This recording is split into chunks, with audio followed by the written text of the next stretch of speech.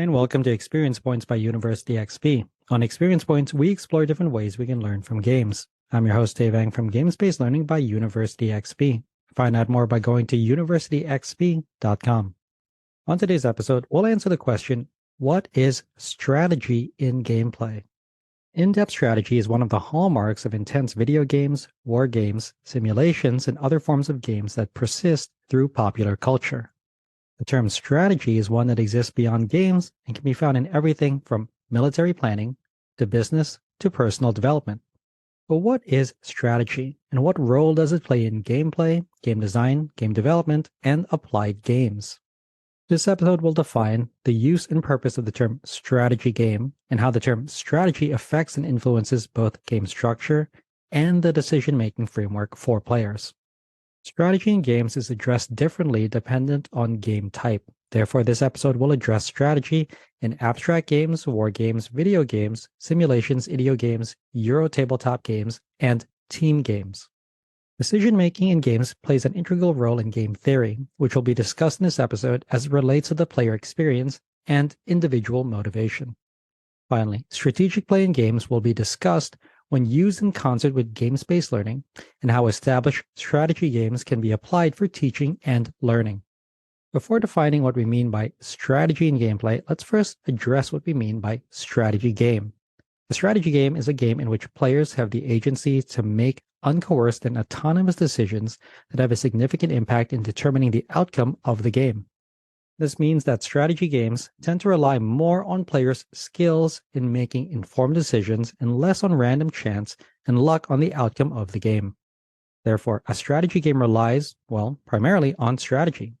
This means that players' abilities to read, comprehend, understand, and action a viable strategy aimed at succeeding at their own established objectives and game goals forms the heart of strategy games. In turn, this establishes the basis of the strategy game genre. Strategy games in application often involve real or made-up problems that involve various stakeholders, such as players with conflicting, asymmetrical, and differing interests. These are the characteristics that form the basis of what makes strategy games. However, complexity, game scale, and game-wide actions are what inform and account for the wide breadth and diversity of different applications of strategy in gameplay. One of the oldest of which is the war game. Best characterized in applied games such as the Kriegspiel, this war game forms the typical interpretation of how strategy is implemented in gameplay. That's because these war games were often played for the direct purpose to teach military personnel and leaders how and when to action commands and to make decisions that affect the long-term impact of a particular conflict and how specific resources can be applied in order to achieve said goals. Strategy and gameplay and game structure often go hand in hand. Therefore, one of the most elementary ways to think about strategy and game structure is to think about turn-based strategy games that we often see with tabletop games and real-time strategy games that we see with video and computer games. While both provide the structure and process for which players can make decisions, both vary significantly with the amount of time and personal processing power that is invested in making play-by-play decisions within the game. Despite their different formats, both types of strategy games often provide different pathways to victory so that different strategies can be implemented and applied by players at the beginning, middle, and end of gameplay. The differing types of strategies often work in concert with established game objectives and end-game conditions that serve as the ultimate purpose for player engagement and interaction within the game. Such a structure only frames how players engage in the game. Great strategy games often leave the development of the specific and individual strategy within the hands of the players themselves in order to discover, implement, and iterate. While simulations and war games often frame and structure the game for the highest degree of fidelity for teaching and learning purposes, commercial and entertainment games must balance the competing needs for game fidelity as well as the player experience. Therefore, the most successful commercial games give players a sense of agency and competition for the entirety of the game in order to support and provide a positive and impactful player experience throughout the duration of play. The heart of strategy games is that it gives players agency over the different kinds and types of decisions that they will make over the course of the game and the kinds of effects that the desired outcome will have. This kind of agency prioritizes players' decision-making and skill over that of randomness or luck. Therefore, to be competitive at strategy games, players must rely on both an internal kind of decision tree for how they make decisions within the framework of the game, while simultaneously being able to observe and interpret the game state. The latter is critically important for making informed decisions as an application of strategy in gameplay. Without knowing if players should control a certain territory, prioritize the development of an in game engine, or seek an alliance with another player, then any kind of decisions that they make within the game cannot be supported without any kind of underlying strategy. This means that overall player strategy is about observation, interpretation, and preparation to make a decision. Some of these decisions can take place before the game even starts. This could take place from observing a competitive chess player and how they tend to open their games and progress throughout the mid-game. Studying and reviewing such information could give a player an insight into how to set up and play a match against them. Likewise, competitive real-time strategy games include an analysis of different player styles and how they can be addressed and even countered through an application of Yomi. Another type of decision that players can make is how they allocate their resources within the game. For certain games, this includes how they prioritize limited actions each turn. Whereas for other kinds of games that require more robust resource management, they must also think about how their own individual and finite decisions will inform and support their overall strategy throughout the game.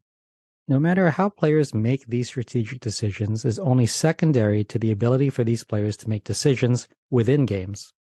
For it's the structure of decision making and the way that these individual decisions build off of one another that affect and influence the game state. The result of which is the development of patterns of play, which moves the player closer to achieving specific objectives and eventually victory. However, the way that these decisions are structured in games is not universal. Rather, the different type of game and its genre and player expectations inform how decisions are undertaken and how strategy is implemented in practice. Abstract strategy games include only a very loosely attributed structure to the game's theme, if one exists at all. With abstract games such as chess, checkers, backgammon, and Go, the rules exist to inform and structure players' actions rather than try to replicate reality in the way that a serious game or simulation would. Rather, the rules form the internal logic of the game that supports the magic circle of play and the ultimate illusory agreement made between players engaged in the game. Therefore, the internal logic of the game, which most likely includes the rule set, represents the only framework from which players can and will make decisions within the game. Therefore, the strategy implications and actions of players are bound by these strict abilities of what is allowable and what is not within the structure of games. Senet represents an example of an abstract strategy game whose absence of theme and adherence of a predetermined rule set makes it so that players' strategic choices are wholly bound by the limits of the game. Likewise, Go represents one of the oldest, continually played strategy games that is often easy to pick up but requires a significant amount of time and effort to master. Abstract games served as the precursor for the adaptation and development of war games. War games can be seen as abstract games whose application of theme due to military conflict is much more representative in components as well as how rule sets and decision frameworks are implemented in play. The complementary nature of this relationship is due to war games that often serve as simulations, as different military battles, campaigns, or wars where players must make decisions that are analogous to those made by actual combat leaders in the field. Therefore, strategy in war games is much more closely related to how and when such similar strategies might be adapted for a real-world conflict. While not all decisions and strategies made in this framework represent actual plausible decisions made in a strategic military environment, the existence of war games as an educational tool for such as planning process is a valuable addition. It's no surprise then that many players think about war games as part of the genre of grand strategy games that have come to include tabletop implementations of everything from Risk and Warhammer 40k to Empires and Arms and Axis and Allies. Even among these examples, there exist many different implementations and applications of different game mechanics that constitute the war game genre. The most common of which is the unit control and special unit abilities, which are indicative of the evolution of tabletop war games into video games. While abstract games influence the design and development of war games influence the design and development of strategy video games. Some of the most memorable and popular of which were video games based on both the real-time strategy and turn-based strategy games. Both provided means for players to emulate and iterate on the kind of actions and activities that were taken in both in abstract games and war games, but were able to play and scale in a digital environment. Furthermore, strategy video games provided an opportunity to play against the computer and later on more artificial intelligence constructs that emulated human players, their actions, tactics, and strategic approaches. In turn, the greater capacity of computer-controlled units in concert with established game dynamics enabled these strategy video games to include more micro-focus interactions between a greater number of units that could enact and react in more subtle ways. For example, in the past, entire units were symbolized monolithically in single avatars such as pawns, pieces, and miniatures. The adaptation of these units to the digital realm made it so that such pieces could instead be used to symbolize individual soldiers, tanks, drones, and airplanes that in turn have their own unit value, characteristics, and statistics. One of the first successful adaptations of real-time strategy video games was Dune 2, released in 1992. The development and release of this game opened the opportunity for other designers to create future titles which include 4X, which means explore, expand, exploit, and exterminate games, as well as greater variety of turn-based tactics games. With the advent and adoption of these games into a digital realm, it became possible to model more complex behaviors that could only be abstracted in a tabletop format. Therefore, turn-based digital strategy games built upon and iterated on pre-existing war games that provide opportunities to create more robust strategic simulations of war. While simulations can be implemented and adapted for either digital or non-digital use, the advent of the modern digital strategy game made it so that these simulations could become infinitely more complex in their adaptation and fidelity towards real-world scenarios. Therefore, a proliferation of these digital simulations was created and ran a very wide spectrum. Some of them were more representative of abstract strategy games with lower levels of fidelity compared to higher fidelity simulation strategy games that could be applied for teaching and learning. The reason why these simulations could be adapted for conduits of teaching and learning is because of their ability to inherently recreate real-world situations and, by extent, real-world consequences. This led to the ability for players to play, engage, and explore within the simulation without suffering real-world consequences of actual implementation, which made them ideal teaching tools for practitioners and educators alike. The results of this meant that players could develop, plan, and evaluate different strategic choices in these simulations in order to better model the behavior and outcomes of such strategies. While previous real-world experience required that actual resources be expended, simulations, especially digital ones, could be run indefinitely in order to achieve a specific learning outcome. However, not all games relied on the specific and separate outcomes for players identified in war games and games of conflict. Video games and role-playing games instead offered other avenues for player engagement and strategy implementation. An idio game is a series of interesting decisions that produces a personal outcome. Unlike ortho games, these decisions don't necessarily resolve to help individual players win in the game or win against each other. Therefore, strategy in idio games isn't structured to overcome other players. Rather, it can be implemented to better understand an experience, model consumer behavior, or otherwise create an opportunity to understand something experientially. This is perhaps most recognizable in role-playing games, where setting and lore play a more distinct role than strategy and decision-making in forming the player's experience. That's because the focus of play is more closely related to the world-building narrative and character interactions than achieving a specific and exclusive game objectives. This does not mean that all role-playing games must be devoid of strategy and vice versa. Rather, role-playing games have different priorities for shaping the player experience. This is compared to tabletop Euro games, which often include a player experience comprising of a mix between theme and narrative connection and objectives for strategy implementation. One of the applications of strategy in gameplay is that I identify with can be found in modern tabletop games that are otherwise known as German-style board games. They encompass a wide variety of different themes and run the gamut between abstract games and simulations. These games are popular for me and with other players because of the relatively simple rule set, moderate playtimes, engaging physical components, and often indirect player interaction.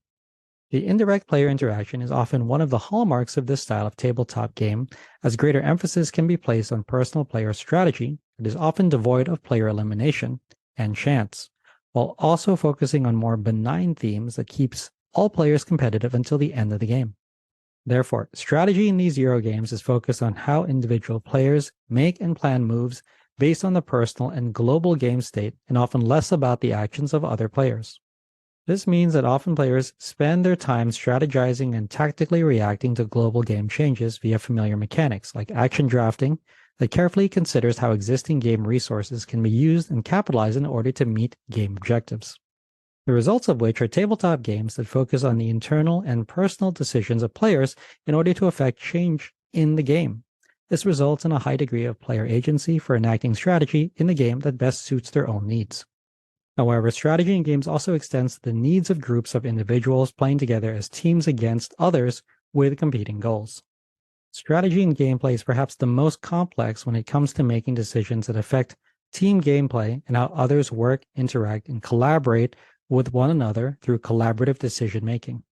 This can be a great challenge for all involved as players approach these games with a mixed understanding of ortho games, ideo games, and semi-cooperative games where elements of teamwork are necessary in order to achieve a common goal. Therefore, team games are often the most demanding and most often utilized for teaching and games-based learning because of the necessary collaboration between players to achieve game objectives. One of the most common mechanics for these team-based games is a limit on communication. An example of this is Contract Bridge, where players compete in pairs against another team. The results of play often focus on the dynamic change between offensive and defensive positions and how this represents an abstraction of necessary collaboration and cooperation skills that can be applied in business and other formats. Such a connection is one that is often applied informally rather than formally in games-based learning in a corporate-focused, serious games environment. The most common application of games for military, business, and other contention-based functions tend to focus on game theory. Game theory is often referenced when examining applied games and how game-like elements are examined and replicated outside of commercial game environments. However, game theory's main focus is less on the application of games and more focused on the understanding the strategic actions of two or more players given a specific set of rules and stated outcomes. Therefore, game theory is more an application of strategic decision-making and choice rather than gameplay itself. Perhaps one of the most famous examples of game theory in play is with the Nash equilibrium, where players will continue to pursue a strategy given there is no incentive to deviate from it after taking into account an opponent's strategy. One of the most well-known examples of this is the prisoner's dilemma, in which two suspects are detained. Their options include staying silent or betraying their accomplice. If one of them stays silent but the other one betrays them, then the betraying suspect is released and the other suspect is given a hefty jail sentence. However, if both say nothing, then they each get a lighter jail sentence. Therefore, it is in their collaborative best interest to reduce the amount of jail time they both receive by remaining silent. Therefore, game theory focuses on how players make decisions and strategize based on the outcomes of said decisions. The types of strategies discussed in game theory include, but are not limited to, pure strategies, mixed strategies, dominant strategy, dominated strategies, mini-max strategy, and max-min strategies. The specifics of each are beyond the scope of this episode, but all deal with the decision framework for making an active choice based on the choice of an opponent and the expected outcome. No matter how strategy is examined, understood, applied, and evaluated, they all stem from an aspect of player motivation and their stated, hidden, or unrealized goals. Therefore, examining motivation is a critical aspect towards determining how players make strategic choices in gameplay and how those choices are informed. One of the most interesting aspects of strategy in gameplay through motivation is that not all players will approach a game with an intrinsic motivation in mind. Rather, through play, they are intrinsically motivated to continue playing and accomplish explicit goals. In turn, the application of specific and successful strategy for these players to accomplish in-game objectives is what further reinforces their desire and their ability to focus on their continued motivation to excel and achieve in the game. This can be capitalized in games-based learning and applied games as students' motivations to play games have often been prioritized and compared to other types of pedagogical approaches and applied learning material. However, the model and application of educational content is not one that continues to focus on the learner. Rather, it is the format and structure for the feedback loop experienced by the learner that reinforces this behavior. Strategy in gameplay represents players' specific and explicit decisions in which they take in order to achieve in-game goals. Thus, through the implementation of successful strategy for players, they enact greater agency and self-determination within the game, which aids in their intrinsic motivation to continue playing.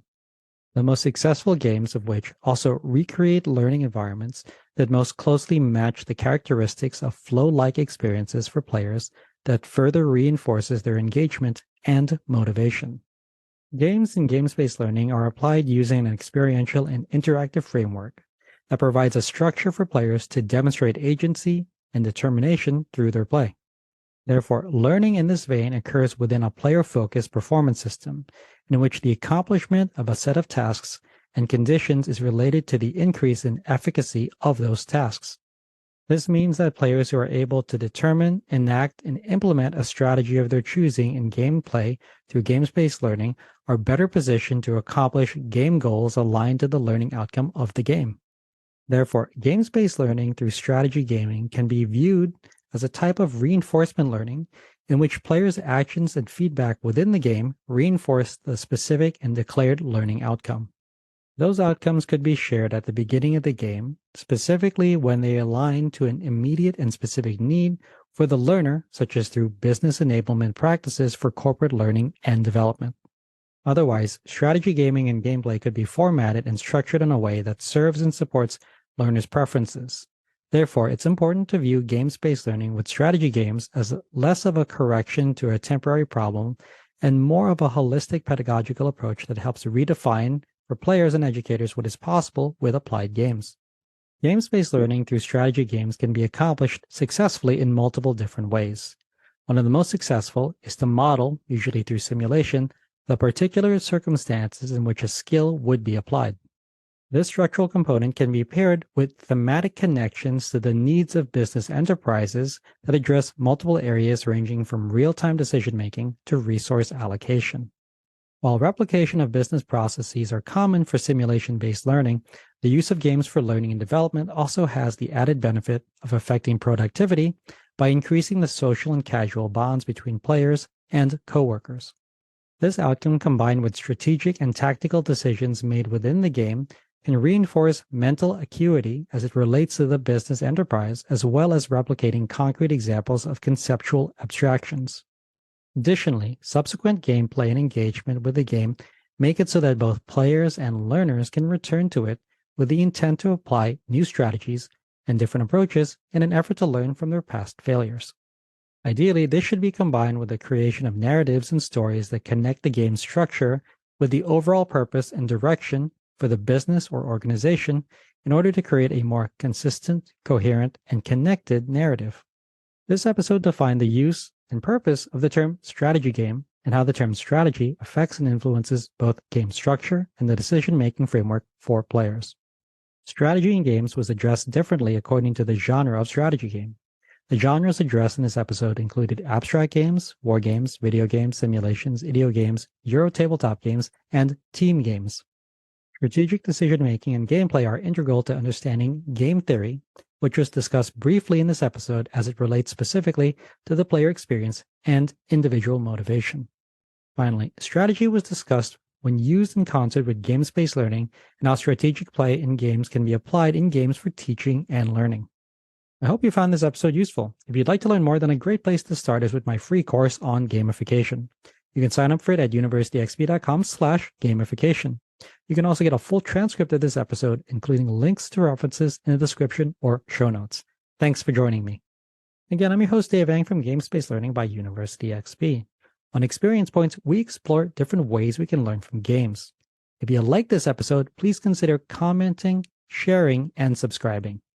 Subscribing is absolutely free and ensures that you'll get the next episode of Experience Points delivered directly to you. I'd also love it if you took some time to rate the show. I live to lift others with learning, so if you found this episode useful, consider sharing it with someone who could also benefit. Also, make sure to visit University XP online at universityxp.com. University XP is also on Twitter at university_XP, and on Facebook and LinkedIn as University XP. Also, feel free to email me anytime. My email address is dave@universityxp.com. Game on.